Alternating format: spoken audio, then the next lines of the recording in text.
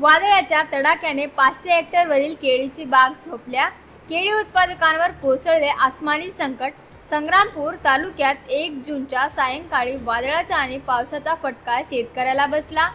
जोरदार वादळामुळे तालुक्यात सुमारे 500 हेक्टर क्षेत्रावरील केळीची बाग आडवी झाली. याशिवाय काही गावांमध्ये घरांवरील टीन पत्रे उडून नुकसान झाले. वीज पुरवठा खंडित झाला आहे. वादळ चमकल्यानंतर रात्री 8 वाजेपासून पाऊस सुरू झाला. संग्रामपूर तालुक्यात 1200 हेक्टर क्षेत्रावर केळीची लागवड करण्यात आली आहे. सोमवारी सायंकाळी 6:30च्या सुमारास वादळ घोंगावत आले.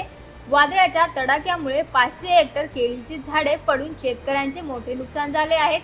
तालुक्यातील टुंकी, सोनाळा, बावनबीर, लडनापूर, मनार्डी, जस्तगाव, वरवट, बकाळ, काकणवाडा, निवाळा, चांगेफळ, अकोली, पारतुडा, कोदरी परिसरात जस्तगाव, मनार्डी, शेगाव ते वरवट रोडवर वादळामुळे झाडे उमळून पडली.